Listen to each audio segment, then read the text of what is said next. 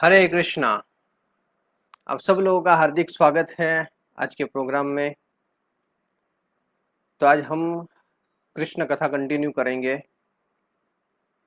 ओम नमो भगवते वासुदेवाय।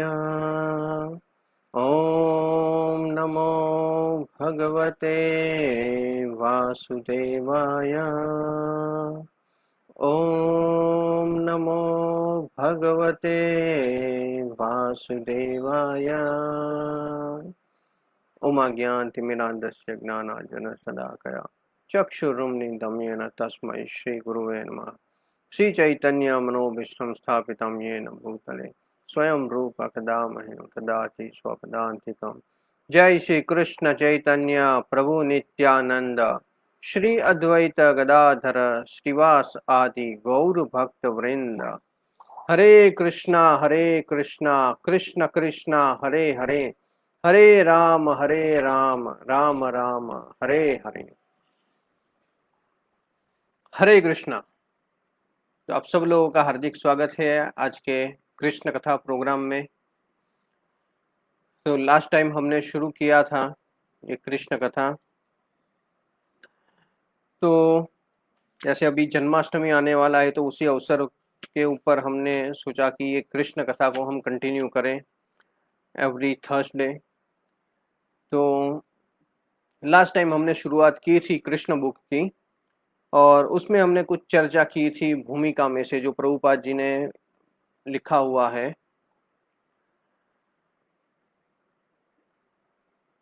इसमें बताया हुआ था कि परीक्षित महाराज किस प्रकार से सुखदेव गोस्वामी को आग्रह करते हैं कि आप मुझे कृष्ण के बारे में बताइए, कैसे कैसे लोग ये कृष्ण कथा को समझ सकते हैं, कैसे लोग कृष्ण कथा को नहीं समझ सकते, उसके बारे में भी बताया हुआ था प्रभुपाद जी ने।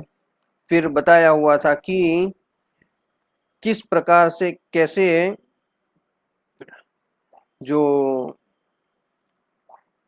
रामचंद्र आए और कृष्ण आए, जो सूर्यवंश में आए और फिर चंद्रवंश में आए, किस प्रकार से प्रकट हुए, वो सारी चीजें हमने डिस्कस किया हुआ था। फिर 2 पॉइंट देखे थे परीक्षित महाराज के। फिर चैप्टर 1 में शुरुआत की थी हमने कि किस प्रकार से देवकी जी और वसुदेव जी के विवाह हुए और उस विवाह के बाद जो कंस था वो रथ में दोनों को बिठा के ले जा रहा था और फिर वहां से एक आकाशवाणी हुई। आकाशवाणी से इसको पता चला, कंस को पता चला कि ये जो देवकी है उसकी जो बहन है उसका जो 8वां गर्भ है, 8वां जो बालक है वो उसका वध कर देगा, ये उसको पता चला। और फिर अचानक से उसको इतना गुस्सा आ गया कि उसने तलवार निकाल के उसका वध कर देने का प्रयास भी किया। और फिर वसुदेव जी ने उनको कैसे भी करके समझाया, वो भी हमने कुछ 4 5 6 पॉइंट्स देखे थे कि वसुदेव जी ने किस प्रकार से अलग अलग साम साम दाम दंड भेद, वैसे तो ये सारी चीजें यूज की जाती है समझाने के लिए, पर यहाँ पे उसको साम समझाने से ही काम चल गया। तो इस प्रकार से वसुदेव जी ने उनसे समझाया, पर वो पहले तो माना नहीं था, पर फिर वसुदेव जी ने उसको वचन दिया कि जैसे ही पुत्र होगा तो आपको दे देंगे। तो इस प्रकार से उसको जब वचन दिया वसुदेव जी ने तब जाके वो माना, क्योंकि वसुदेव जी जो थे वो वचन के बहुत ही पक्के थे, बहुत ही प्रसिद्ध थे वचन के, कि वो जो बोलते थे वो हमेशा करते थे। तो इसलिए ये सुन के जब कंस ने छोड़ दिया देवकी को कि हाँ कि अब इनका मैं वध नहीं करूंगा, वहां तक हमने लास्ट टाइम देखा हुआ था। और इसके बाद अब हम यहाँ से आगे कंटिन्यू करते हैं इसमें कि उसके बाद क्या हुआ।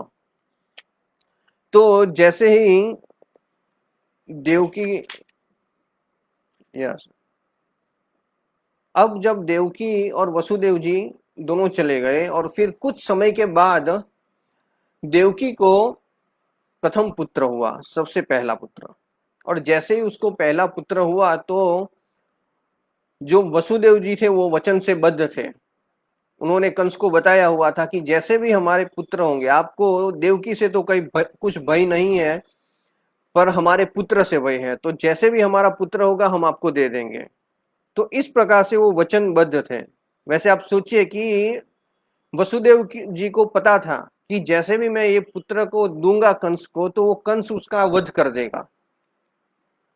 तो अपने पुत्र का जन्म होते हुए भी तुरंत उसको दे देना एक कितना कठिन कार्य है। और ये कठिन कार्य होने के बाद भी जो वसुदेव जी हैं, उन्होंने अपने वचन का पालन किया। उन्होंने जाके कंस को ये अपना जो पुत्र था वो दे दिया, पहला पुत्र। तो इस तरह से कंस ने देखा कि ये अपना पहला पुत्र लेके आए हैं, तो वो देखते ही बहुत आश्चर्यचकित हो गया और वचन के हिसाब से उसको पुत्र जब दिया तो उसके भी हृदय में बहुत ही करुणा आ गई, कंस के हृदय में। वैसे तो असुरी भाव का था, पर जैसे वसुदेव जी ने अपने वचन का पालन किया, इसीलिए उसके हृदय में करुणा आ गई। और करुणा आ गई और फिर उसने कहा वसुदेव जी से कि मुझे आपके 8वें पुत्र से भय है, 8वां जो बालक है उससे मुझे भय है, आपके पहला जो बालक है उससे मुझे कोई भय नहीं है, इसलिए आप इसको वापस ले जाइए। ऐसा करके कंस ने उसको दे दिया कि जब आपका 8वां पुत्र होगा वो मुझे आप दीजिए, ऐसा करके। पर ये असुर था, इसीलिए वसुदेव जी को तो पता है था कि ये जो कुछ भी बोलता है उसके ऊपर विश्वास नहीं किया जा सकता। जो असुर होते हैं वो ऐसे ही होते हैं, कभी वचन के पक्के नहीं होते हैं। जो कुछ भी वो बोलते हैं नेक्स्ट टाइम में ही उसका कुछ उल्टा कर देते हैं। इसमें बताया हुआ है प्रभुपाद जी ने कि जो बहुत इंद्रिय भोग करते हैं, जो अपने इंद्रियों के व्यसनी होते हैं, ऐसे व्यक्ति हमेशा सत्य नहीं बोल पाते। वो कभी भी अपना कहा हुआ पालन नहीं कर पाते, जो अपनी इंद्रियों के ऊपर वश नहीं कर पाते। तो ऐसे लोग जो होते हैं वो होते हैं ये असुर। तो इसीलिए ये कंस ने क्या किया कि जैसे ही ये उसको पुत्र दे दिया, पर वसुदेव जी को तो पता था कि ये 100% इसके ऊपर विश्वास नहीं किया जा सकता है। और साथ साथ में पैरेलली ये बात नारद जी को पता चली। नारद जी को पता चला कि कंस ने अब जो पहला पुत्र है वो उसको दे दिया, उसको मारा नहीं। और नारद जी ऐसा सोचते थे कि जो कृष्ण का जन्म है वो बहुत ही जल्दी हो, फटाफट हो। तो इसीलिए नारद जी पहुंच गए कंस के पास। कंस के पास जाके बताया कि किस प्रकार से ये उसके जो 8 पुत्र है ना, उसमें नारायण आने वाले हैं, विष्णु स्वयं आने वाले हैं। पर उसको बताया कि नारायण ने बताया, आकाशवाणी जो हुई थी उसमें बताया हुआ था कि जो विष्णु आएंगे वो कब आएंगे, 8वें बालक की तरह। पर नारद जी ने उसको कहा कि ये विष्णु है, उसका कोई भरोसा है क्या? कौन इसके ऊपर भरोसा कर सकता है? वो पहले में भी आ सकते हैं, दूसरे में भी आ सकते हैं, 8वें में भी आ सकते हैं, कभी भी बीच में आ सकते हैं। वो तो स्वतंत्र है, कुछ भी करने के लिए स्वतंत्र है, इसलिए उसके ऊपर विश्वास कैसे कर सकते हैं? कई जगह पे शास्त्रों में ऐसा भी उदाहरण दिया हुआ है कि नारद जी ने उसको कमल दिया और उसको बताया कि अब कमल में जो पंखड़ियां है उसको गिनो, पहली कौन सी है। तो उसने काउंट किया, 1 2 3 4 5 6 7 8। फिर नारद जी ने कहा कि इधर से स्टार्ट करो। फिर कहा 1 2 3 4 5 6 7 8। तो कहा कि ये 8 नंबर तो चेंज हो गया, तो इसमें कौन सी पंखड़ी 8 नंबर पे है? तो कंफ्यूज हो गया। तो इसीलिए कहा कि इस तरह से विष्णु है वो कभी भी आ सकते हैं, कहीं पे भी आ सकते हैं, इसीलिए आपको ऐसा विश्वास नहीं करना चाहिए उसके ऊपर। और फिर साथ साथ में नारद जी ने ये भी पूरा प्लान बताया कि किस प्रकार से ये सारे के सारे जो देवी देवता लोग हैं वो यदुवंश में प्रकट हो गए हैं। पूरा का पूरा प्लानिंग हो गया है, ये सारे के सारे देवी देवता लोग प्रकट हो चुके हैं और अब कुछ ही समय में ये विष्णु है, कृष्ण है, वो स्वयं प्रकट होने वाले हैं। तो जैसे ही ये नारद जी का वचन सुना तो कंस का दिमाग घूम गया अब, और जैसे ही उसका दिमाग घूम गया वो फिर से गया देवकी और वसुदेव जी के पास, और उसका जो पहला पुत्र था उसको लेके वहीं पे दीवार के ऊपर जोर से मार के उसका वध कर दिया और इनको कारागृह में बंद कर दिया। और अब इस तरह से जो देवकी और वसुदेव जी हैं उनको एक के बाद एक, एक के बाद एक, एक के बाद एक, इस तरह से 6 पुत्र हुए।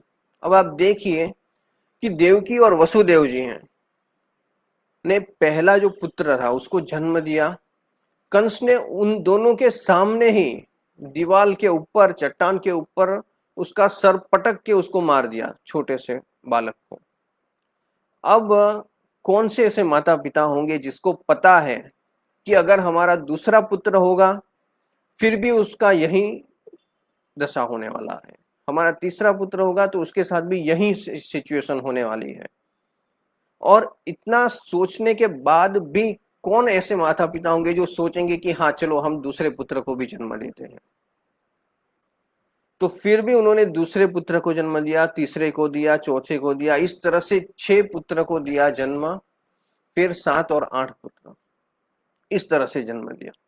तो इसीलिए कृष्ण जब आते हैं कंस का वध करते हैं उस समय पे कृष्ण स्वयं बताते हैं कि मेरे जो माता पिता है देवकी और वसुदेव जी, उन्होंने मेरे जन्म के पहले बहुत दुख सहन किया हुआ है, बहुत तकलीफों को सहा है। तो जो भक्त ऐसा है, सहनशील होता है, जो इस प्रकार से कष्ट को सहन कर सकता है, ऐसा जो भक्त होता है वहां पे कृष्ण प्रकट होते हैं। कि कितनी बड़ी तपस्या है ये, भगवान को प्रकट करना ये कोई साधारण चीज थोड़ी है। 1 पुत्र, 2 पुत्र, 3 पुत्र, ऐसे 6 पुत्र को मरते हुए अपने सामने देखा, तो आप सोचिए कि कितना कष्ट हुआ होगा इन लोगों को। फिर भी ये सब कुछ उन्होंने सहन किया, क्यों? क्योंकि कृष्ण आने वाले हैं, कृष्ण को प्रकट करना है। तो इस प्रकार से बताया हुआ है कि यहाँ पे सारे 6 के 6 पुत्रों का वध कर दिया। अब आपको लगता होगा कि ये नारद मुनि कैसे है, कि इतने निर्दयी है नारद मुनि, तो कितने बड़े भक्त है भगवान के, भगवान के अंतरंग पार्षद है, उनको 27 अवतार भी माना जाता है भगवान का। कि भगवान के ऐसे अवतार होने के बाद भी ऐसा निर्दयी काम किया कि कंस ने तो छोड़ दिया था पहले पुत्र को, अगर कुछ नहीं बताते तो वो दूसरे पुत्र को भी छोड़ देते और 8वां पुत्र आता तब तक वेट करते। फिर भी उन्होंने ऐसा क्यों किया कि ये सारे के सारे पुत्रों का वध कर दे? तो देखने में तो ऐसा लगता है कि नारद मुनि ने कैसा ये गलत काम कर दिया, पर इसके पीछे बहुत बड़ा हिस्ट्री है कि ये जो देवकी के 6 पुत्र है वो कौन है और स्वयं ये जो कंस है वो कौन है। यहाँ पे बताया हुआ है कि जो कंस है उसको ये भी पता चला कि उसका जो पहला जन्म था वो पहले जन्म में कालनेमी करके एक असुर था। ये भी नारद मुनि ने उसको बताया इस समय पे जब आए तब। तो कंस को बताया कि तुम पहले जन्म में कालनेमी करके एक असुर थे, राक्षस थे, और तुम्हारा जो वध है वो भी विष्णु ने किया था, ऐसा उन्होंने बताया। तो इसीलिए वो और क्रोधित हो गया, घृणा करने लगा विष्णु के प्रति। तो इनका जो पहला हिस्ट्री क्या है, ये 6 पुत्रों का क्या ऐसा हुआ कि जिसकी वजह से ये 6 पुत्र जन्मते हुए ही उनका वध हो गया। तो इसके पीछे एक हिस्ट्री है जिसमें बताया हुआ है कि जो ब्रह्मा जी है, ब्रह्मा जी के एक पुत्र है जिनका नाम है मरीचि, और ये मरीचि है उनके 6 पुत्र थे। और एक बार ब्रह्मा जी की एक पुत्री है जिसका नाम है वाक, वाक नाम की एक पुत्री है। तो एक बार ऐसा हुआ था कि ब्रह्मा जी अपनी जो पुत्री है उससे आकर्षित हो गए थे। ये भगवान की माया इस प्रकार से कार्य करती है कि वैसे तो जो ब्रह्मा जी है वो तो शुद्ध भक्त है, टॉप मोस्ट है, सबसे ऊपर है, जो पूरे सृष्टि की का सर्जन करने वाले हैं। तो इस तरह से इतने शुद्ध भक्त जो होते हैं वो ऐसे ही मुंह में नहीं पड़ सकते, तो इसीलिए ये भगवान की माया का सारा कार्य था। तो इस तरह से भगवान की माया के वश एक बार वो अपनी पुत्री के से आकर्षित हो गए और अपनी पुत्री के पीछे पीछे दौड़े। और ये जब मरीचि के 6 पुत्रों ने देखा तो वो 6 के 6 पुत्र हंसने लगे ब्रह्मा जी के ऊपर। और जैसे ही वो ब्रह्मा जी के ऊपर हंसे तो इसीलिए ब्रह्मा जी जो शुद्ध भक्त है उसके प्रति अपराध हो गया, और ऐसे अपराध में उनको श्राप मिला कि जाओ असुर बन के आप गिरो।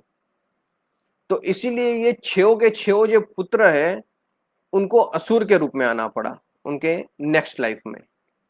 अब उनकी नेक्स्ट लाइफ में वो कहां पे आए? नेक्स्ट लाइफ में वो हिरण्यकशिपु के पौत्र बन के आए। ये 6 के 6 जो है वो हिरण्यकशिपु के पौत्र हुए, और ये 6 के 6 का जो पिता है उसका नाम था कालनेमि। वो कालनेमि करके राक्षस था। तो एक बार ऐसा हुआ कि देवता लोग और असुर के बीच में बहुत बड़ा युद्ध हुआ, संग्राम हुआ, और ये युद्ध बहुत लंबा चला। तो ये युद्ध में भी कालनेमि बहुत क्रूरता के साथ युद्ध कर रहा था, लड़ रहा था। पर वहां पे भगवान विष्णु गरुड़ के ऊपर बैठ के आए और वहां पे आके ये कालनेमि का वध कर दिया, मार दिया कालनेमि को। और कालनेमि का जब वध हो गया तो उनके जो असुर के जो गुरु होते हैं वो गुरु ने संजीवनी देके उसको फिर से जीवित कर दिया कालनेमि को। और वो जब जीवित हो गया तब उसको पता था कि विष्णु ने आके मेरा वध कर दिया था, मुझे मारा था। तो इसीलिए वो बहुत ही क्रोधित था भगवान विष्णु के ऊपर, और उसने जाके तपस्या करना शुरू किया। वो जब तपस्या किया ब्रह्मा जी को प्रसन्न करने के लिए, और तपस्या करके ब्रह्मा जी से उसने वरदान प्राप्त किया कि मुझे कोई भी व्यक्ति मार ना सके। इस प्रकार से उसने अलग अलग ऐसे वर प्राप्त कर लिए। और वो जब उसको वरदान मिला इसीलिए वो वरदान की वजह से नेक्स्ट लाइफ में वो कंस के रूप में आया था। और ये हुआ हिस्ट्री कंस का। और एक बार ऐसा हुआ था कि ये कालनेमि के जो 6 पुत्र थे, तो ये 6 के 6 पुत्र अब ये हिरण्यकश्यप के संरक्षण के अंदर में थे, उसके गाइडेंस के अंदर वो रहते थे हमेशा। तो एक बार ये 6 के 6 पुत्र तपस्या करने के लिए चले गए, और जब तपस्या वो करने के लिए चले गए, तपस्या कर रहे थे, और उस समय पे ये कंस हिरण्यकशिपु को पता चला कि ये तपस्या कर रहे हैं और देवी देवता लोगों के लिए उपासना कर रहे हैं। तो उसको बहुत क्रोध आ गया। उसने कहा कि आप लोगों को पता नहीं है कि सिर्फ एक ही ईश्वर है, कौन है? वो मैं हूं। इसलिए कोई भी तपस्या होती है तो सिर्फ और सिर्फ मेरे लिए होती है, और आप ये देवी देवता लोगों को, हमारे जो दुश्मन है उसके लिए आप तपस्या कर रहे हो। तो इस तरह से हिरण्यकशिपु ने क्रोध में आके उन लोगों को श्राप दे दिया। कहा कि मैं तुम्हें श्राप देता हूं कि आपका जो पिता है वही आपका वध करेगा। ऐसा करके उनको फिर से श्राप मिल गया। और अब जब उसको श्राप मिला तब जाके ये 6 के 6 पुत्र जो मरीचि के पुत्र है, जो अभी यहाँ पे कालनेमि के पुत्र के रूप में आए थे, वो उसके नेक्स्ट लाइफ में फिर यहाँ पे जो देवकी के 6 पुत्र बन के आए पहले, और वो जो कालनेमि था वो कंस बन के आया था। तो इसी तरह से कंस ने ये 6 के 6 पुत्रों को मार डाला। तो इसीलिए उनको जो श्राप मिला था कि आपका जो पिता है वही आपका वध करेगा। तो कालनेमि पिछले जन्म में ये इन लोगों के पिता थे। तो इसीलिए इस तरह से ये कंस के हाथों ये सारे के सारे लोगों की मृत्यु होनी थी। और जब भी इन लोगों की जैसे भी मृत्यु होगी तो वो लोग फिर मुक्त हो गए और पहले जहां पे अपना स्थान था वहां पे चले गए। तो इसी तरह से जैसे ही उनकी मृत्यु होते ही वो लोग सारे के सारे मुक्त हो गए, इसीलिए उनको मुक्त जल्दी से जल्दी करना था और जल्दी से जल्दी कृष्ण को प्रकट करना था। ये नारद जी का मेन उद्देश्य था। तो इसीलिए नारद जी ने कंस को जाके बताया और फिर कंस ने इस तरह से इन लोगों का वध कर दिया। तो देखने में नारद जी ने क्रूरता का कार्य किया, पर असल में नारद जी ने बहुत ही अच्छा कार्य किया कि सब लोगों को जन्म लेते ही मुक्त कर दिया। तो इस प्रकार से ये है इनका कंस और इनके जो 6 पुत्र हैं इनका हिस्ट्री। तो उसके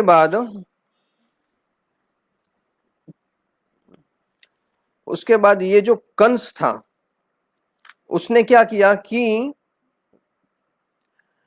अब वो उसके जो पिता थे उग्रसेन, है ना, वो यदु, भोज और अंधक जो जितने भी राजवंश थे वो सारे के सारे लोगों के मेन लीडर थे, राजा थे।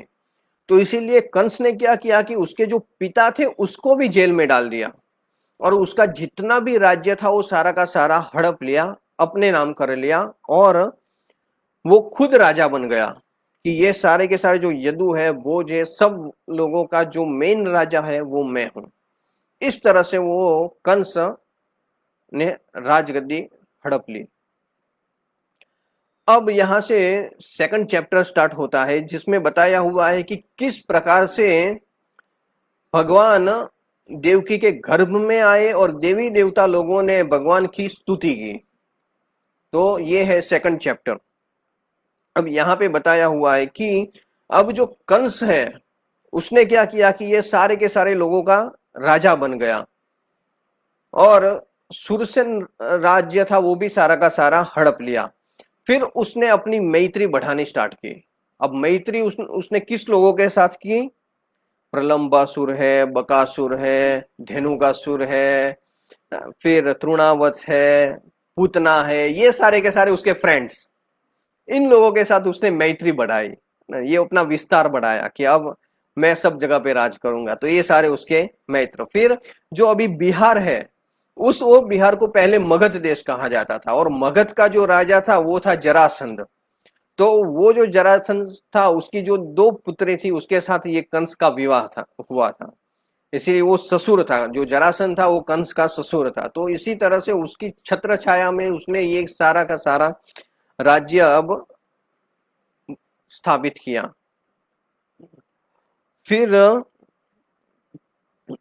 उसने क्या किया कि ये जितने भी यदुवंशी थे, राजा थे और जो भोज के जितने भी राजा थे वो सबको छिन्न भिन्न कर दिया और वो सब इधर उधर भागने लगे और ये सब लोगों के ऊपर उसने अपना राज्य जमा दिया।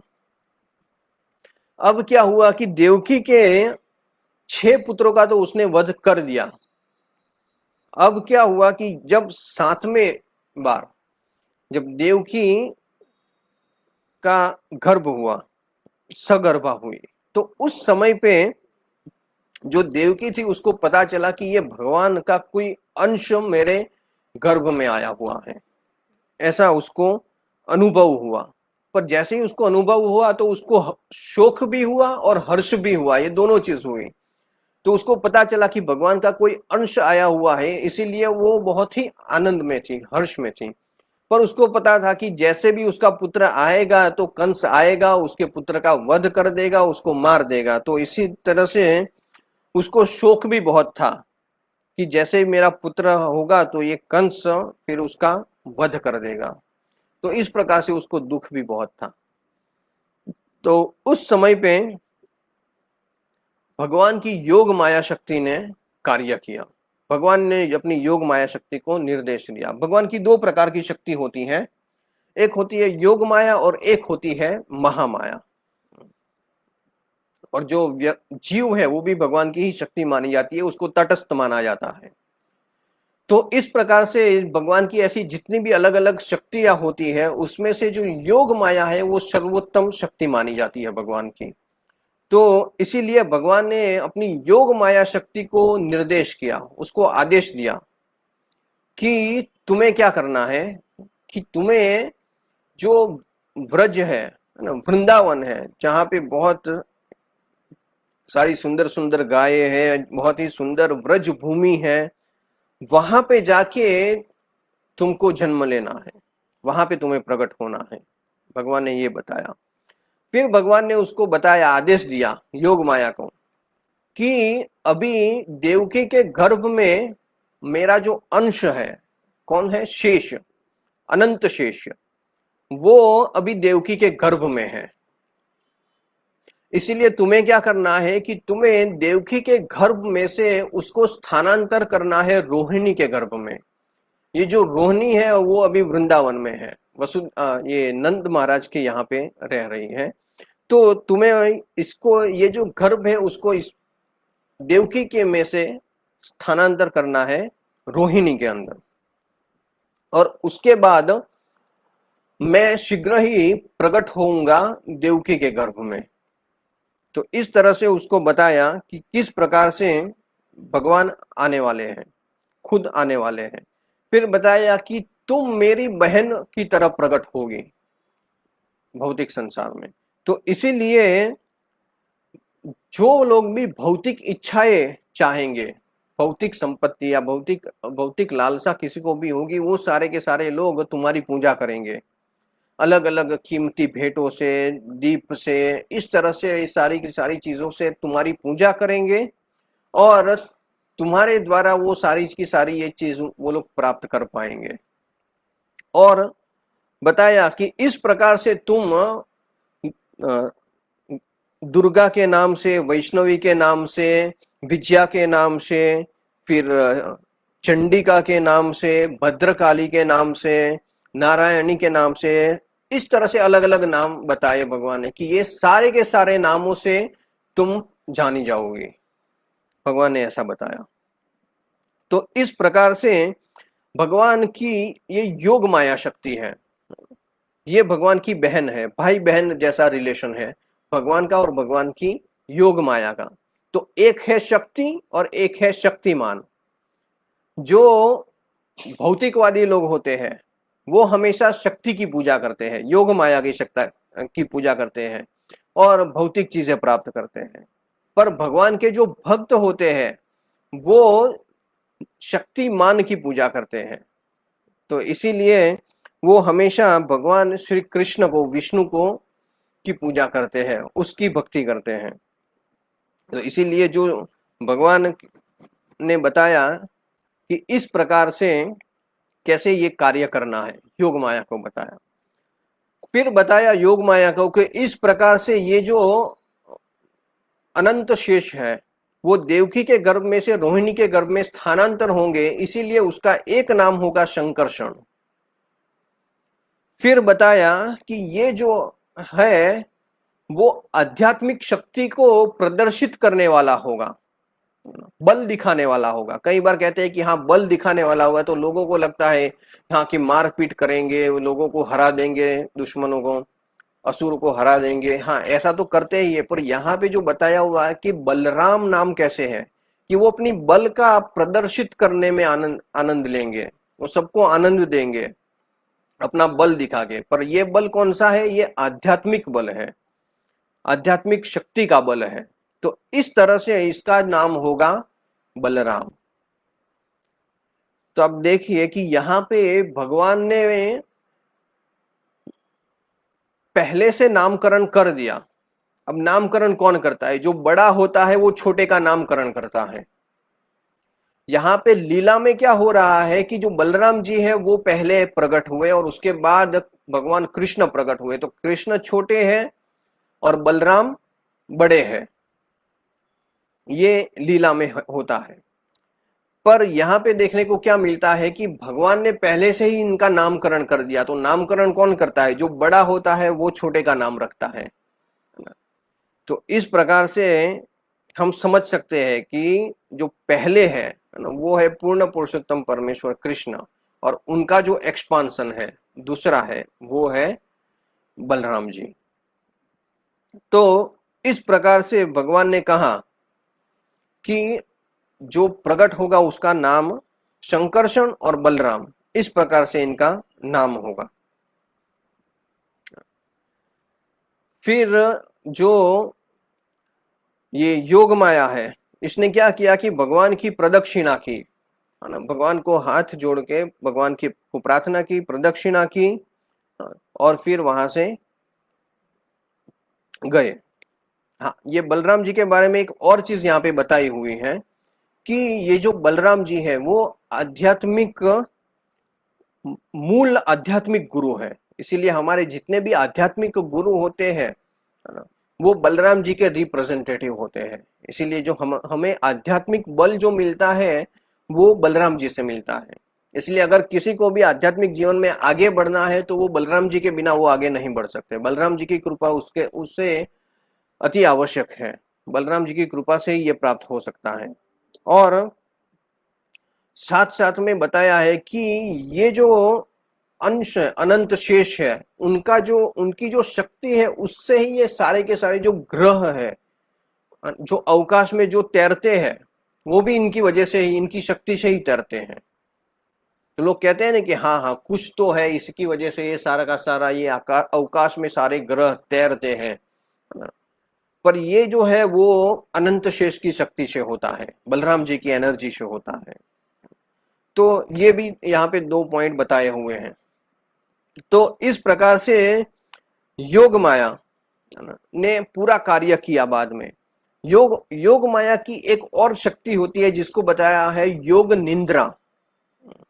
तो अब इस समय पे जो देवकी है और ये रोहिणी है, दोनों माताएं योग निंद्रा में थे। अभी योग निंद्रा के आवरण में थे दोनों, और इस समय पे ये जो गर्भ है उसको ट्रांसफर कर दिया गया। तो अब दोनों का ट्रांसफर हो गया, तो इसीलिए सबको ऐसा लगा कि हाँ कि इसका जो दूसरा गर्भ है वो हो गया। या फिर कई जगह पे ऐसा भी बताया है कि उसके कि कंस को ऐसा लगा कि इसका जो दूसरा गर्भ है ना वो गिर गया। तो इस प्रकार से यहाँ पे बताया हुआ है। उसके बाद अब क्या होता है, अब कृष्ण की आने की तैयारी है। अब देखिए कि अब ये भगवान का प्रागट्य कैसे होता है। कई लोग ऐसा कहते हैं ना कि मायावादी लोग, कई लोग ऐसे भी होते हैं कि जो कहते हैं ना कि भगवान जब भौतिक संसार में आते हैं तब उनकी जो शक्ति होती है वो इतनी शक्ति नहीं रहती है, वो भी एक साधारण मनुष्य जैसे होते हैं। पर अब यहाँ पे दिखाया है कि भगवान का प्रागट्य कैसे होता है। सबसे पहले तो जो भगवान है पूर्ण पुरुषोत्तम परमेश्वर कृष्ण, वो सबसे पहले वसुदेव जी के मन में आए। वसुदेव जी के मन में आते ही उनको पता चला कि अब भगवान का प्रागट्य होने वाला है। और फिर भगवान उसके बाद वहां से देवकी के शुद्ध मन में प्रवेश किया भगवान ने। तो इस प्रकार से जब वसुदेव जी के मन से देवकी के हृदय में भगवान चले गए, ट्रांसफर हो गए। इसमें उदाहरण दिया हुआ है कि जैसे एक सूर्य होता है ना, जैसे सूर्य उदय होता है और चंद्र है ना, वो स्थानांतर हो जाता है, वो चला जाता है दूसरी जगह पे।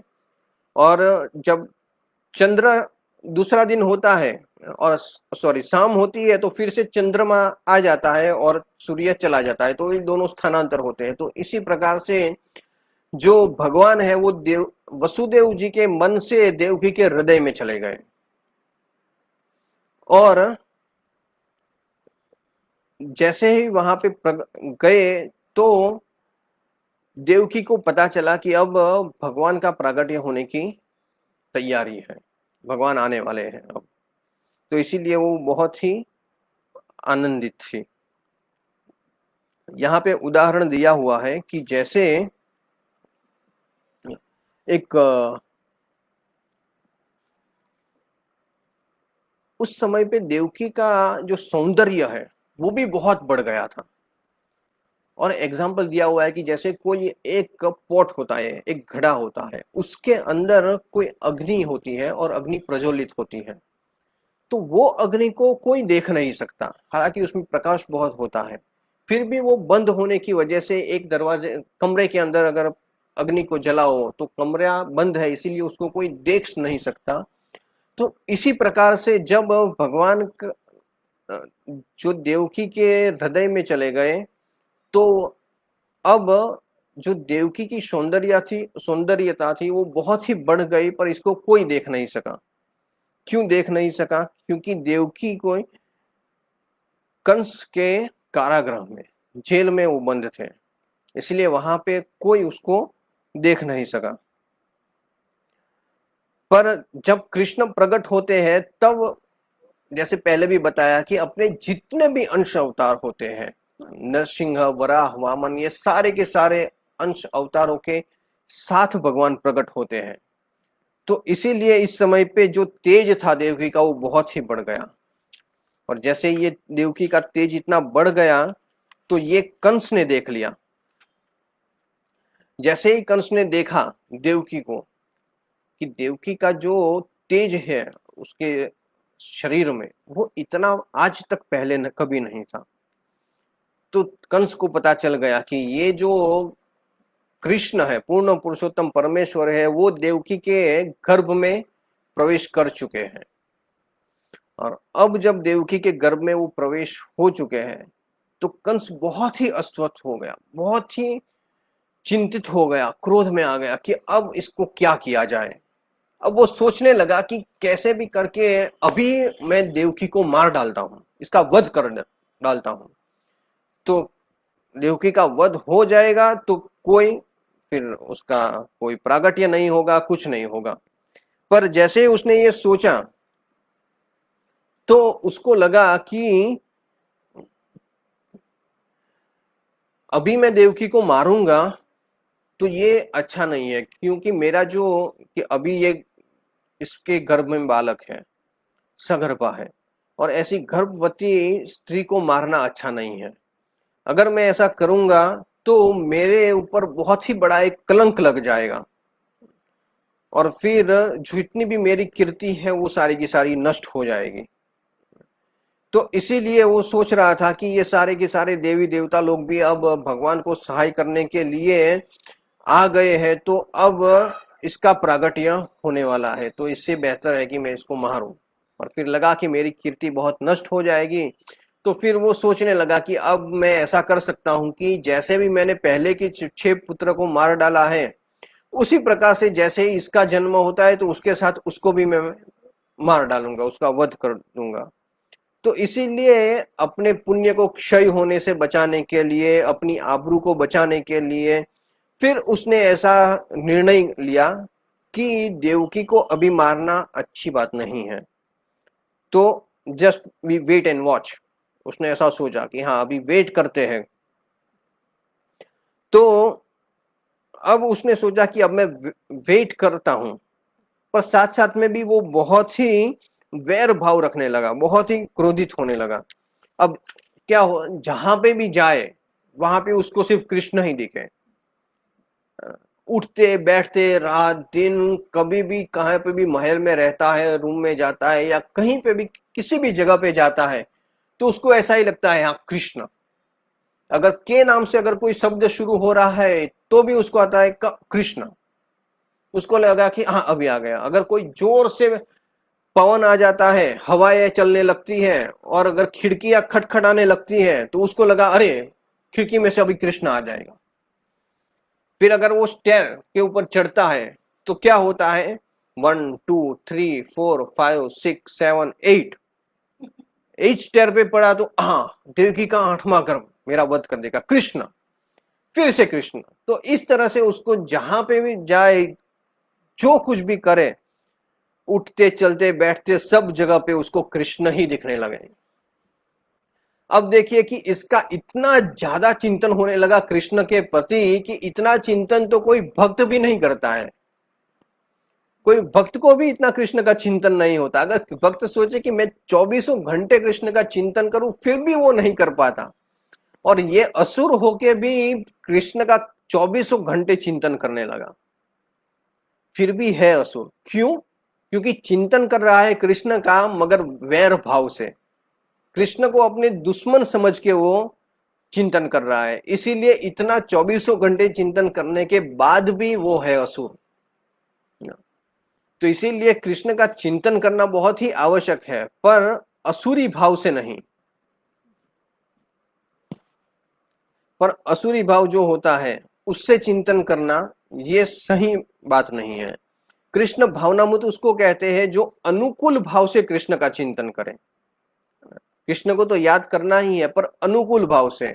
हम कृष्ण के दास हैं, Krishna is the supreme personality, ये भाव से हम जब भगवान को याद करते हैं तो वो कृष्ण भावनामृत गिना जाता है, वो सही रूप है। पर अगर इस प्रकार से आसुरी भाव से अगर कोई हमेशा सोचे कृष्ण को, तो ये कृष्ण भावनामृत नहीं है। तो इस प्रकार से अब ये कृष्ण वेट करने लगे कि हाँ, कि कृष्ण का अब वेट करेंगे। अब भगवान देवकी के गर्भ में आ चुके हैं। अब भगवान जब देवकी के गर्भ में आए तो कोई सामान्य व्यक्ति, है ना, जो वीर्य से प्रकट होता है, इस प्रकार से भगवान गर्भ में नहीं आए, है ना। वसुदेव जी के मन में आए, मन में से देवकी के हृदय में गए और फिर वहां से देवकी के गर्भ में गए। तो इस प्रकार से भगवान देवकी के गर्भ में आए। तो अब ये सारे के सारे देवी देवता लोगों को, ब्रह्मा जी को, सब लोगों को पता चल गया कि भगवान गर्भ में पहुंच चुके हैं, स्थान ले चुके हैं। तो इसलिए ये सारे के सारे जो देवी देवता लोग हैं वो अब स्तुति करने के लिए आते हैं। वो सब वहां पे अदृश्य रूप में प्रकट होते हैं वहां पे, कि कोई इनको देख ना ले, इस रूप से वो वहां पे प्रकट हुए। और अब वो भगवान की यहाँ पे स्तुति करते हैं। हालांकि ये बहुत ही इंपॉर्टेंट स्तुति है, इसमें बहुत सारी फिलोसॉफी है जो हमें हमारे जीवन में अप्लाई करनी बहुत ही आवश्यक है। तो इसीलिए इसको हम थोड़ा डिटेल में समझेंगे, ये स्तुति को। सबसे पहले तो जब स्तुति शुरू की तब उन्होंने बताया कि सबसे पहले शब्द ऐसे थे भगवान की स्तुति में। यहाँ पे ब्रह्मा जी आए हैं, ब्रह्मा जी के साथ शिव जी आए हैं, और शिव जी के साथ अलग बड़े बड़े महान संत भी आए हैं, और सारे देवी देवता लोग भी सब आए हैं। सब लोग वहां पे हैं और वो भगवान की स्तुति कर रहे हैं। और स्तुति में सबसे पहले क्या कहा कि भगवान अपने वचन को सार्थक करने के लिए प्रकट होते हैं। भगवान ने पहले बताया था देवी देवता लोगों को, ब्रह्मा जी को, जब वो श्वेत द्वीप में एक क्षीर सागर के पास जाके स्तुति की थी, तब भगवान ने बताया था कि मैं शीघ्र ही प्रकट होऊंगा। तो अब देवी देवता लोग बताते हैं कि भगवान ने जो वचन दिया था वो वचन को सार्थक करने के लिए भगवान प्रकट हो रहे हैं। ये भगवत गीता में भी भगवान ने बताया है, परित्राणाय साधूनाम विनाशाय च दुष्कृताम धर्म संस्थापनार्थाय संभवामि युगे युगे। अब ये स्तुति में ये जो श्लोक है वो कई जगह पे अप्लाई होगा। कई बार भगवान को इस तरह से वो याद करेंगे कि भगवान का जो प्रागट्य होता है वो ये दोनों चीज के लिए होता है, परित्राणाय साधूनाम विनाशाय च दुष्कृताम, इसलिए होता है। तो इसीलिए यहाँ पे इन लोगों ने भगवान को परम सत्य और सर्वोच्चम संपूर्ण सत्य कह के संबोधित किया है भगवान को, कि भगवान जो कहते हैं वो करते हैं, सत्य है, और भगवान परम सत्य है। इस प्रकार से उन्होंने भगवान को संबोधित किया। फिर आगे चल के बताते हैं कि जो कृष्ण के भक्त होते हैं वो कृष्ण को संपूर्णतः अच्छी तरह से समझ सकते हैं, पर सब लोग इतनी आसानी से भगवान को समझ नहीं पाते। भगवान को समझना बहुत डिफिकल्ट है।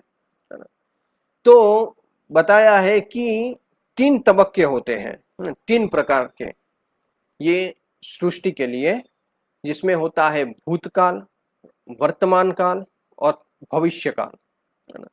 तो सृष्टि में जो कुछ भी होता है ना, इसमें भगवान पहले भी उपस्थित थे, ये सृष्टि के शुरुआत में पहले भी उपस्थित थे। फिर जब ये सब कार्य चल रहा है, ये सृष्टि चल रही है, उस समय पे भी भगवान उपस्थित है। और जब ये सृष्टि का विनाश हो जाएगा, नष्ट हो जाएगा, उसके बाद भी भगवान वहां पे हमेशा के लिए उपस्थित ही रहते हैं। तो वो परम सत्य है और हमेशा रहते हैं, उनका कभी भी नाश नहीं होता।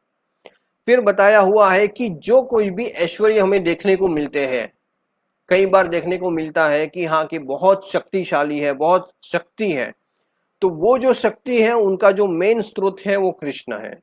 कई बार हमें सौंदर्य देखने को मिलता है कि हाँ बहुत सौंदर्य है, ये सृष्टि में कहीं पे भी जगह की बात हो रही है, तो ये जो सौंदर्य उसका जो मेन रूट है वो है श्री कृष्ण। फिर अलग बहुत सारा त्याग देखने को मिलता है, बहुत सारा नॉलेज देखने को मिलता है। तो ये सारे के सारी जो चीजें हैं वो सबका जो रूट है वो है भगवान श्री कृष्ण, ये इन्होंने यहाँ पे बताया है। उसके बाद बताते हैं कि ये जो सृष्टि बनती है वो किससे बनती है? पंच महाभूत से बनती है, 5 चीजों से बनती है, पृथ्वी, जल, अग्नि, वायु, आकाश। और कहते हैं कि जो कृष्ण है उसमें से ये सारे के सारे तत्व प्रकट होते हैं। ये तो भगवत गीता में भी भगवान ने बताया हुआ है ना, भूमिर आपो नलो वायु खम मनो एव बुद्धि एव च। भगवान कहते हैं कि ये जो मन, बुद्धि, अहंकार, पृथ्वी, जल, अग्नि, वायु, आकाश, ये सारे के सारे जो है ना, ये मेरी मटेरियल एनर्जी है, बहिरंग शक्ति है मेरी। ये भगवत गीता में भगवान ने बताया है। तो वही चीज यहाँ पे बताते हैं कि ये जो कुछ भी प्रकट होता है वो सारा का सारा भगवान की शक्ति से होता है। भगवान की 3 शक्तियां होती है ना, पराशक्ति, अपराशक्ति और तटस्थ शक्ति। और ये जो कुछ भी होता है वो सारा का सारा भगवान की ये शक्ति से ही क्रिएट होता है। फिर देवता लोग आगे कंटिन्यू करते हैं स्तुति करना और आगे बताते हैं कि ये जो भौतिक सृष्टि जो है वो क्या है, उसके बारे में बताते हैं। तो उन्होंने यहाँ पे कंपैरिजन किया हुआ है एक उदाहरण लेके कि ये जो मटेरियल वर्ल्ड है, ये भौतिक संसार है, उसको एक वृक्ष के साथ कंपेयर किया हुआ है। Material world equal to tree, ऐसा बताया हुआ है। फिर कहते हैं कि जैसे भी कोई ये वृक्ष है वो पृथ्वी के साथ, पृथ्वी के ऊपर रहता है और उसके ऊपर ये पूरा का पूरा खड़ा रहता है, उसी प्रकार से ये जो पूरा का ये वृक्ष जमीन के ऊपर खड़ा रहता है, उसी प्रकार से ये जो मटेरियल वर्ल्ड है वो है भगवान की जो भौतिक शक्ति, उसके ऊपर, भौतिक प्रकृति के ऊपर वो खड़ा रहता है, उससे वो पूरा का पूरा बना हुआ है, ऐसा उसका तात्पर्य होता है। फिर ये वृक्ष का एग्जाम्पल इन्होंने क्यों लिया है? क्योंकि ये जो वृक्ष है इसका मतलब यहाँ पे बताया हुआ है कि अंत में उसको काट दिया जाता है। कोई भी वृक्ष होता है वो गिर जाता है या फिर वो उसको काट दिया जाता है, मतलब उसका वो नष्ट हो जाता है कुछ समय के बाद, चाहे 100 साल हो, 200 साल हो।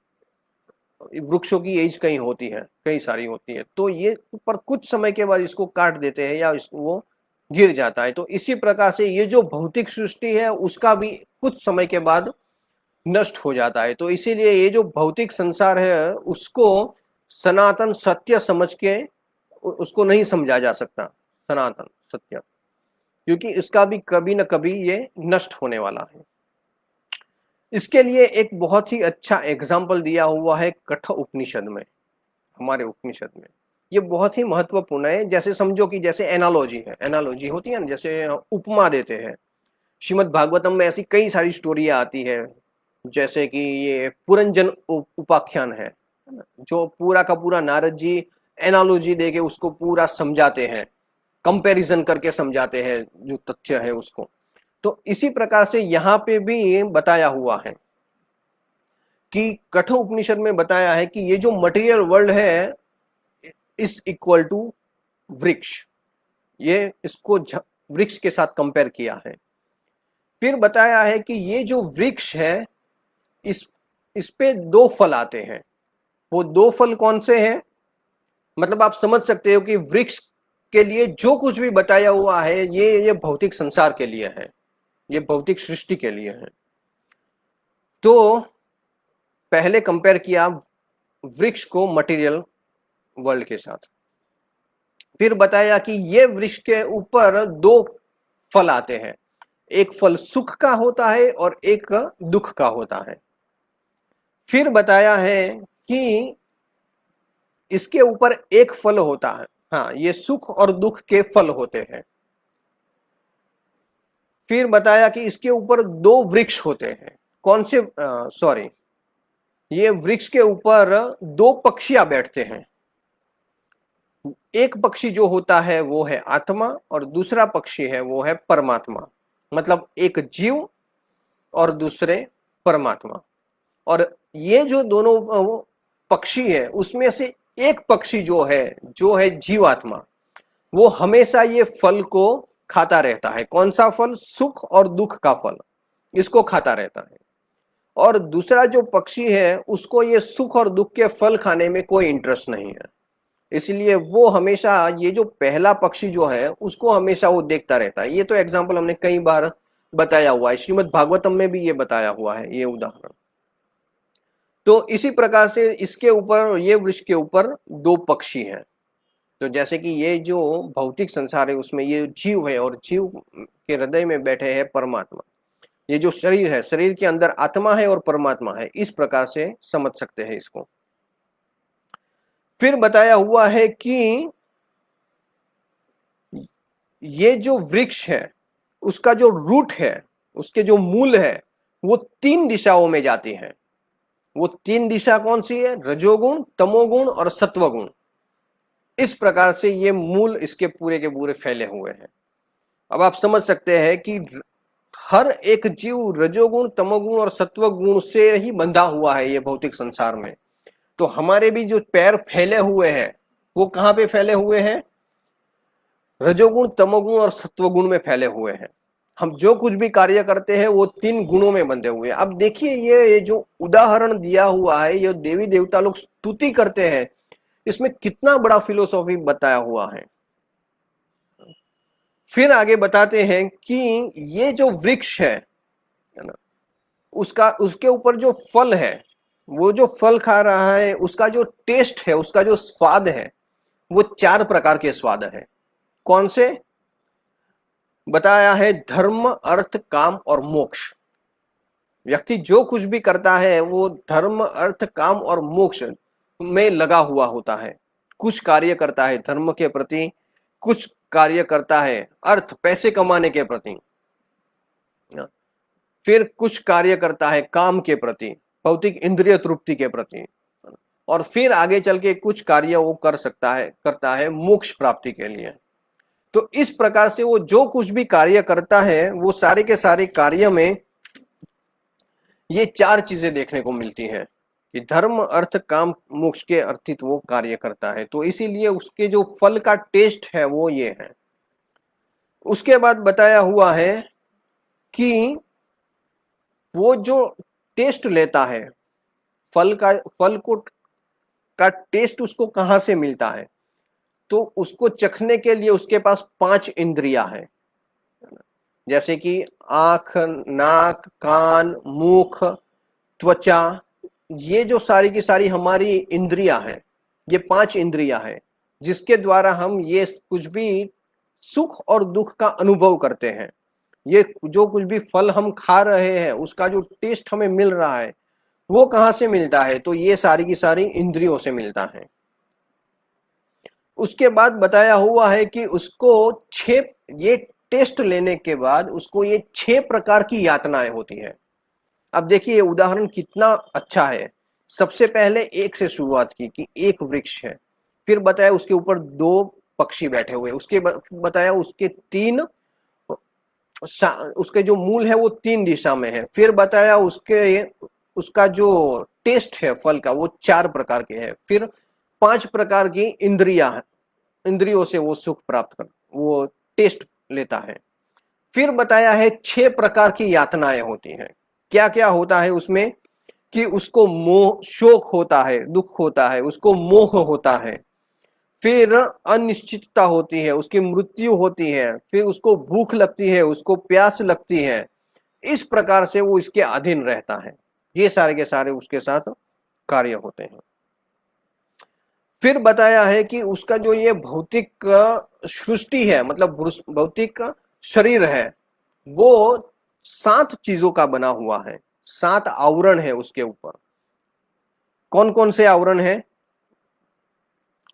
तो बताया हुआ है कि त्वचा होती है, स्नायु होते हैं, फिर मांस होता है, फिर उसमें हड्डियां होती है, मेद होता है, फिर वीर्य होता है। तो इस प्रकार से वो 7 आवरण लगे हुए हैं उसके ऊपर।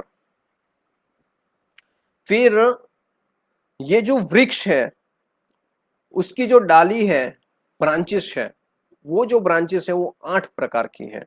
कैसे? पृथ्वी, जल, अग्नि, वायु, आकाश, मन, बुद्धि और अहंकार।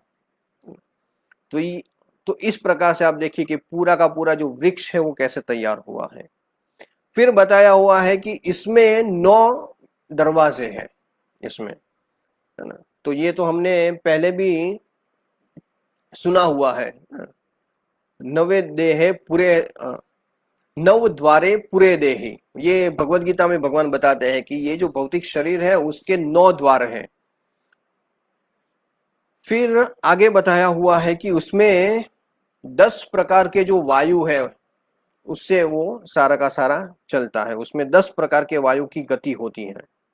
तो इस प्रकार से ये पूरे के पूरा जो भौतिक सृष्टि है उसको कंपेयर किया हुआ है वृक्ष के साथ, और ये उदाहरण देते हैं देवी देवता लोग।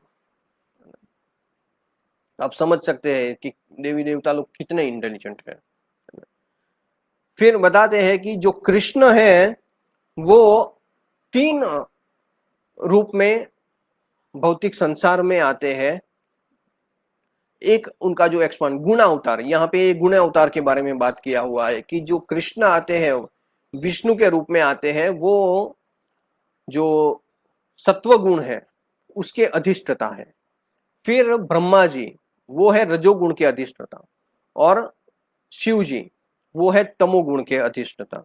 तो इस प्रकार के हर एक सृष्टि में ये 3 होते हैं और इस प्रकार से ये सृष्टि को चलाते हैं। तो ये यहाँ पे बताया हुआ है। फिर आगे देवी देवता लोग स्तुति को कंटिन्यू करते हैं, है ना। बताते हैं देवी देवता लोग कि आपको समझना ये बहुत ही मुश्किल कार्य है। आपका जो इंटरनल जो पर्सनल फॉर्म है, भगवान का जो स्वरूप है, जो सनातन स्वरूप है ना, उसको समझना बहुत ही मुश्किल है। तो कहते हैं कि आप इसीलिए यहाँ पे प्रकट हो रहे हैं कि कोई जो साधारण जीव है वो आपको समझने के बहुत ही सक्षम नहीं है, अशक्तिमान है। तो इसीलिए कोई भी साधारण व्यक्ति है वो आपको देख के आपको समझ पाए, तो ये आपका मेन उद्देश्य है प्रकट होने का। तो इस तरह से आप अपने जो सनातन स्वरूप है आपका, है ना, अभी जो भगवान प्रकट हो रहे हैं वो मूल रूप में प्रकट हो रहे हैं। अभी तक जितने भी भगवान अलग अलग अवतार लेते हैं वो अवतार कहा जाता है, पर यहाँ पे जो आ रहे हैं वो अवतार ही है। श्रीमद् भागवतम में बताया हुआ है, एते चांस कला पुंसम कृष्णस्तु भगवान स्वयं। ये व्यासदेव जी ने शुरुआत में सारे के सारे भगवान की जो 24 अवतार है उसका लिस्ट बनाया हो, लिखा उसमें, है ना, कि ये नरसिंह, वराह, वामन, ये वो, उसमें कृष्ण लिख दिया और ऐसे 24 अवतार लिखे, है ना। तो फिर देखा अरे कि ये सारे के सारे अवतारों के लिस्ट में कृष्ण का नाम आ गया। तो उसके बाद तुरंत ही श्लोक बता दिया, हाँ, कि इसमें सारे के सारे में एते चांस कलापुंस, मतलब ये सारे के सारे अवतारों में कृष्ण है, वो अवतारी है, कृष्णस्तु भगवान स्वयं, ऐसा बताया इसमें। तो इस तरह से यहाँ पे देवी देवता लोग प्रार्थना कर रहे हैं। फिर आगे चल के बताते हैं भगवान के बारे में कि भगवान को कहते हैं कि हे प्रभु, हे कमल नयन, आप शुद्ध सत्व गुण के कारण है। जैसे रजोगुण है, तमोगुण है, सत्वगुण है, और ये तीनों के तीनों गुणों के ऊपर शुद्ध सत्व गुण होता है। भगवान कहते हैं ना भगवद गीता में अर्जुन को कि हे अर्जुन, तीनों गुणों से ऊपर उठो। तो ऊपर उठना है तो कहाँ जाना है? तो ये शुद्ध सत्व गुण में जाना है, ये भगवान बताते हैं। तो यहाँ पे बताते हैं कि ये जो शुद्ध सत्व गुण है उनका जो मूल स्रोत है, उनका जो मेन कारण है वो भी भगवान स्वयं है, श्री कृष्ण है। तो इसीलिए ऐसे बड़े बड़े जो ऋषि लोग होते हैं वो भगवान को का ध्यान करके, भगवान को याद करके शुद्ध सत्व गुण में जा सकते हैं, ऐसा यहाँ पे बताया हुआ है। फिर बताया हुआ है कि भगवान का जो चरण कमल है उसका कंपैरिजन किया हुआ है नौका के साथ। देवी देवता लोग कहते हैं कि हे प्रभु, बड़े बड़े ऋषि मुनि लोग हैं, उन्होंने आपका जो चरण कमल पकड़ के उन्होंने ये सारे का सारा जो भव सागर है उसको पार कर लिया है, पर ये जो बड़े बड़े ऋषि मुनि लोग हैं जिन्होंने ये भव सागर को पार कर दिया है, फिर भी वो नौका को में नहीं बैठे हैं, नौका का यूज नहीं किया है, ऐसा यहाँ पे बताया है ना। नौका को एक ही बाजू रखा हुआ है ऐसा बताया हुआ है यहाँ पे। हाँ, साथ में नहीं ले गए हैं। तो इसका क्या तात्पर्य होता है कि जैसे अगर आप देखें कि कोई नदी है, नदी को क्रॉस करना है और व्यक्ति उस बोट में बैठ जाता है और बोट में से जब वो दूसरे किनारे पर जाता है तो व्यक्ति के साथ साथ वो बोट भी दूसरे किनारे पर जाती है। अब पहले किनारे के ऊपर अगर कुछ व्यक्ति बाकी रह गए तो उनके लिए तो वहां पे बोट है ही नहीं, तो क्या होगा, वो तो रह जाएंगे। तो इसीलिए यहाँ पे बताया हुआ है कि जो भगवान का चरण कमल है वो ऐसी नौका है कि वो हमेशा के लिए वहां पे उपस्थित रहती है।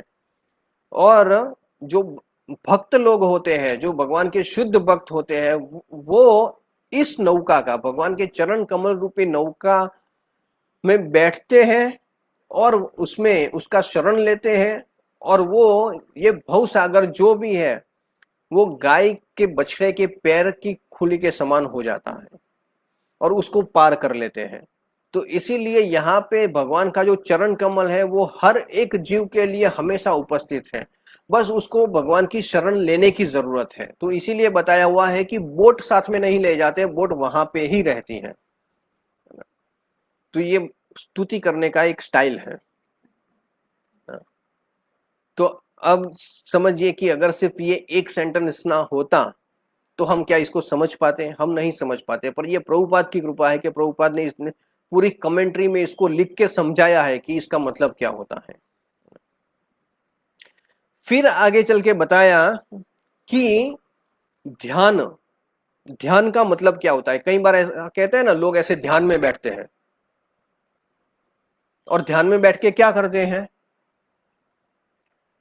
तो किसी का ध्यान नहीं करना है, वो ऐसे कहते हैं शून्य का ध्यान करना है ना। जो मायावादी होते हैं, निर्विशेषवादी होते हैं, वो ऐसा समझते हैं ना। कई लोग ध्यान में बैठते हैं पर ध्यान किसका करना है, कुछ नहीं करना है, मन को एकदम ब्लैंक रखना है ऐसा कहते हैं। पर ऐसा ब्लैंक मन हो ही नहीं पाता है, पर उनको लगता है कि मन ब्लैंक हो गया। पर यहाँ पे ये देवी देवता लोग स्तुति में बताते हैं कि ध्यान का मतलब ही होता है भगवान के चरण कमलों का ध्यान। देखिए कि भगवान के मन में, भगवान का चरण कमल को मन में लगाना, मन में एकाग्र करना, इसका मतलब होता है ध्यान। तो ये ध्यान की परिभाषा है। तो इसीलिए भगवान के चरण कमलों का ध्यान करना ये निर्विशेषवादी लोगों के लिए मुश्किल है। क्यों? क्योंकि निर्विशेषवादी लोग भगवान के चरण कमलों का ध्यान नहीं करते। चरण कमलों का ध्यान करना इसका मतलब ऐसा होता है कि भगवान पर्सनल है। भगवान पर्सनल है तो ही चरण कमल होंगे ना, वरना कहाँ होंगे। और निर्विशेषवादी लोग होते हैं, मायावादी लोग होते हैं, वो कहते हैं कि भगवान निराकार है।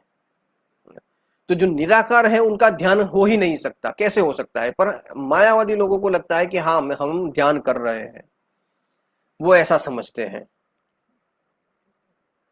तो उनको ऐसा ध्यान करते करते उनको ऐसा भी लगता है कि हाँ हम मुक्त जीव हो रहे हैं, हम मुक्त हो रहे हैं।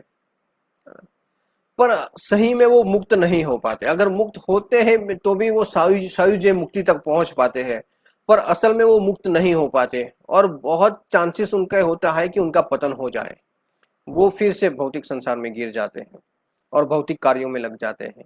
पर भगवान का जो भक्त होता है ना, वो भगवान की सेवा में जुड़ता है और भगवान के चरण कमलों का ध्यान करता है, इसीलिए उसके लिए मुश्किल नहीं है। भगवान कहते हैं भगवत गीता में, अवजानंती माम मूढ़ा, जो मूढ़ लोग होते हैं वो मुझे नहीं समझ पाते, वो ऐसा समझते हैं कि मैं सामान्य मनुष्य हूं, वो ऐसा समझते हैं, क्योंकि भगवान अपने आप को माया से ढक के रखते हैं, है ना। भगवान कहते हैं ना भगवत गीता में कि, कौन सा श्लोक है वो, नाहम प्रकाश सर्वस्य योग माया समावृतम। भगवान कहते हैं मैं योग माया से ढका हुआ हूं, इसलिए सब लोग मुझे इस तरह से समझ नहीं पाते। तो आगे चल के भगवान आगे चल के स्तुति में और बताएंगे कि कौन लोग भगवान को जान सकते हैं। तो यहाँ पे बताया है कि जो भगवान का ऐसा जो भक्त है जिसने भगवान के चरण कमलों का ध्यान किया हुआ है, ऐसा जो भक्त होता है इसका कभी भी पतन नहीं होता, जैसे ये मायावादी लोगों का पतन होता है, और उसका कभी नष्ट भी नहीं होता। न मे भक्ता प्रणश्यति, भगवान कहते हैं ना कि मेरे भक्त का कभी नाश नहीं होता। तो इस प्रकार से आगे कहते हैं, क्या कहते हैं आगे, कि हे प्रभु आप अपने ओरिजिनल फॉर्म में, आपका जो मूल स्वरूप है वो स्वरूप में आप आते हैं, प्रकट होते हैं, ये बहुत ही कल्याणकारी है स्वरूप आपका, है ना। वैसे तो भगवान के जितने अवतार हैं वो सारे के सारे ही कल्याणकारी हैं, उसमें कोई अंतर नहीं है अवतार में और अवतारी में। जैसे कि एक मोमबत्ती है और उसमें से दूसरी जलाओ और उसमें से तीसरी जलाओ तो सारी की सारी मोमबत्ती का प्रकाश एक समान है, फिर भी हम क्या कहते हैं, ये पहली मोमबत्ती है और ये दूसरी है। उसी प्रकार से अवतार और अवतारी है। तो यहाँ पे बताया हुआ है कि सब जीव आपको समझ सके, आपको समझ सके, आपकी प्रकृति को समझ सके, आपकी माया को समझ सके, इस प्रकार इसीलिए आप यहाँ पे प्रकट होते हैं इस रूप में। तो ये भगवान की बहुत बड़ी कृपा है हमारे ऊपर कि हमारे जैसे जो बद्ध जीव होते हैं वो कैसे भी करके भगवान को समझ सके, इसीलिए भगवान यहाँ पे अवतार लेते हैं, फिर भगवान लीला करते हैं। आगे भगवान को की स्तुति में कहते हैं कि हे प्रभु, वाहला प्रभु, है ना, भगवान को कहते हैं, प्रार्थना करते हैं कि आपके जो भक्त हैं उनका कभी भी नाश नहीं होता। हाँ, ये तो भगवान ने पहले बताया है, वहीं वो स्तुति में बता रहे हैं कि कभी भी ऐसे भक्त हैं जिन्होंने आपके चरण कमलों को पकड़ा हुआ है, उनका कभी नष्ट नहीं होता। फिर आगे बताया हुआ है कि भगवान जो है वो भगवान जो प्रकट होते हैं वो अलग अलग नाम बताए हैं कि हे प्रभु आप स्वयं कृष्ण के रूप में, कृष्ण में तरह भगवान, आपका जो नाम है वो है श्री कृष्ण, है ना, जो सर्व आकर्षक है। फिर बताया है कि आपका जो सौंदर्य है वो बहुत ही सुंदर है, इसीलिए आपको कहा गया है श्याम सुंदर। फिर कहते हैं जैसे कंदर्प कोटि कमनीय, बताया ना कि भगवान का जो सौंदर्य है वो हजारों हजारों कामदेव को भी मोहित कर देने वाला है, ऐसा भगवान का स्वरूप है। फिर बताया है कि आप गोवर्धन पर्वत धारण करते हो, इसीलिए आप गिरिधारी हो। फिर कहा है कि आप कभी नंद नंदन, कभी वासुदेव, कभी यशोदा नंदन, ये सारे नाम से आप प्रसिद्ध होते हो। तो इस प्रकार के भगवान के जो नाम है उससे, उसका भगवान के नाम से उनको स्तुति की। फिर आगे भगवान को की स्तुति में बताते हैं देवी देवता लोग कि आपको कभी भी मानसिक तर्क वितर्क के साथ समझा नहीं जा सकता। भगवान को समझना बहुत ही मुश्किल है, इसीलिए भगवान को कोई भी ऐसा मानसिक तर्क वितर्क करे कि भगवान ऐसे होंगे वैसे होंगे, तो इससे भगवान को जानना बहुत ही मुश्किल है।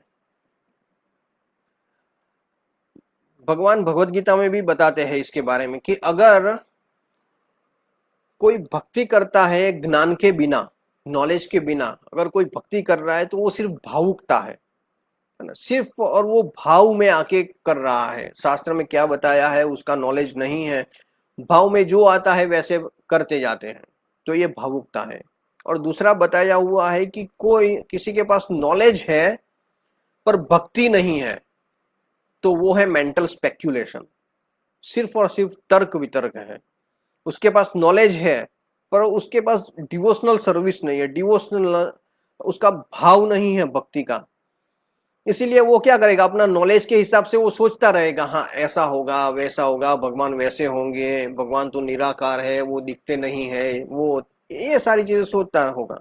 तो इस तरह से भगवान को तर्क वितर्क के साथ नहीं समझा जा सकता, ऐसा यहाँ पे बताया हुआ है।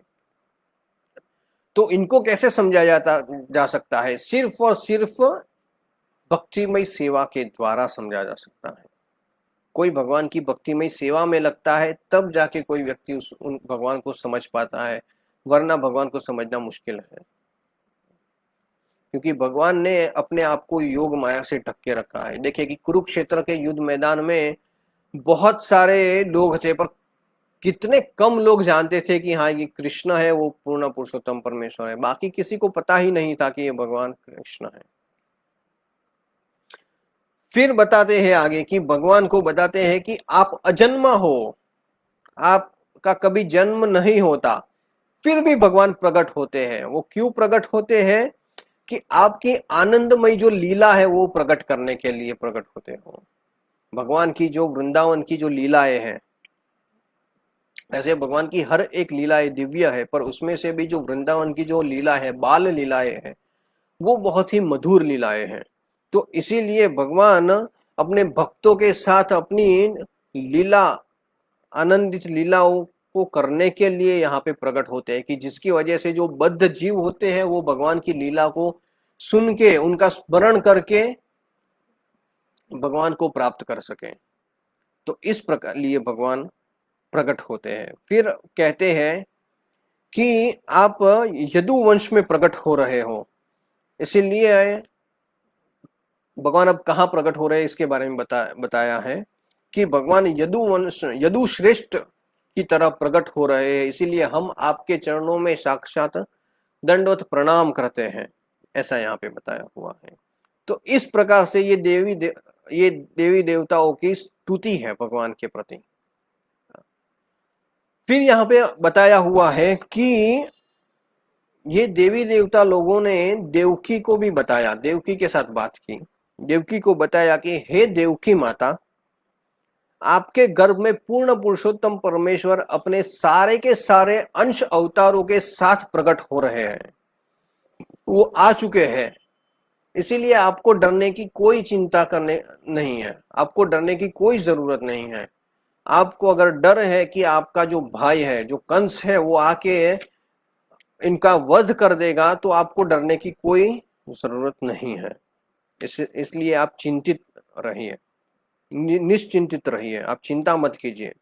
वही चीज विष्णु पुराण में भी बताई हुई है कि जो देवी देवता लोग हैं वो सारे के सारे देवता लोग अपनी पत्नियों के साथ, सब लोग यहाँ पे देवकी माता को सांत्वना देने के लिए आने लगे, एक के बाद एक सब लोग, और उनको सांत्वना देने के लिए लगे कि आप चिंता मत कीजिए, आप डरिए मत, क्योंकि वो बहुत डर गई थी, क्योंकि उन्होंने देखा कि मेरे कैसे सारे के सारे पुत्रों का वध हो गया। तो इस प्रकार से यहाँ पे सब देवी देवता लोग स्तुति करते हैं भगवान की। तो अब यहाँ पे, यहाँ के बाद अब भगवान का जन्म होगा, भगवान का प्रागट्य होगा। यहाँ पे हम विराम देते हैं, ऑलरेडी समय हो गया है हमारा। किसी को कोई प्रश्न है तो कोई पूछ सकता है, हम आंसर देने का प्रयास करेंगे। कोई जिज्ञासा है, कुछ भी बताना चाहते हैं तो बता सकते हैं, कमेंट बॉक्स में लिख सकते हैं।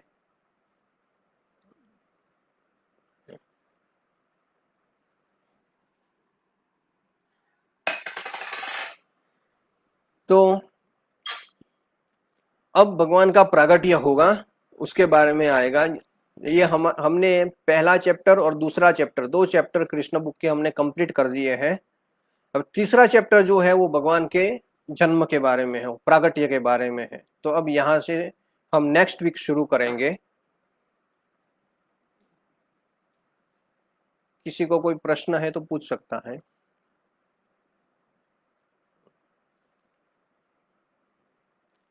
नेक्स्ट सैटरडे हमारा कंटिन्यू होगा वैष्णव एटिकेट, और संडे हमारा लेक्चर होगा भगवत गीता का।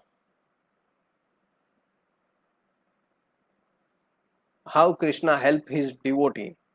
कृष्णा अपने भक्तों को कैसे हेल्प करते हैं। भगवान अपने भक्तों को आनंद देने के लिए ही प्रकट होते हैं। अब यहाँ पे स्तुति में भी बताया हुआ है कि भगवान जो प्रकट होते हैं वो अपने भक्तों की रक्षा करने के लिए प्रकट होते हैं, उनको आनंद देने के लिए प्रकट होते हैं। इसलिए भगवान तो हमेशा अपने भक्तों को हेल्प करते ही हैं। सिर्फ व्यक्ति को चाहिए कि वो भगवान की तरफ जाए, भगवान की तरफ एक स्टेप ले, तो भगवान ऑटोमेटिक 10 स्टेप लेंगे उसकी तरफ। तो इसीलिए वो हमेशा भगवान हमेशा अपने भक्तों को हेल्प करते हैं। भगवान ने यदु वंश में ही जन्म क्यों लिया।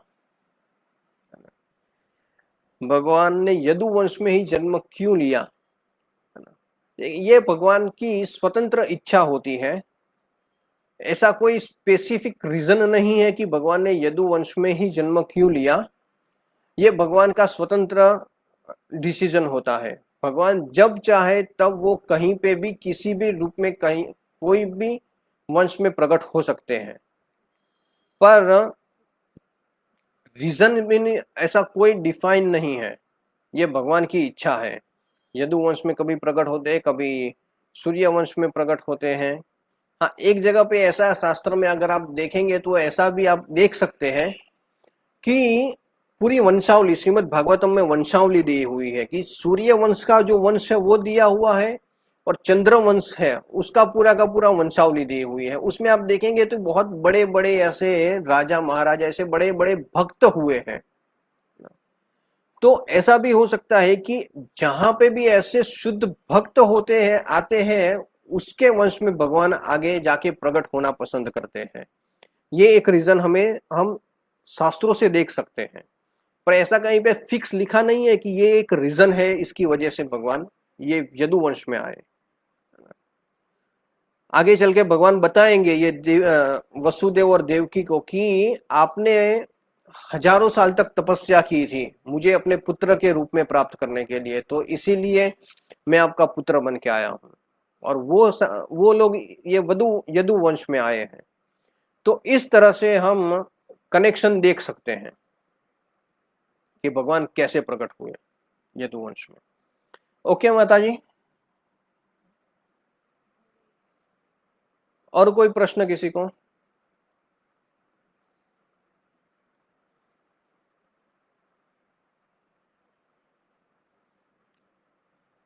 ठीक है, तो हम यहाँ पे विराम देते हैं हमारे क्लास को। सैटरडे हमारा कंटिन्यू होगा वैष्णव एटिकेट। हरे कृष्णा।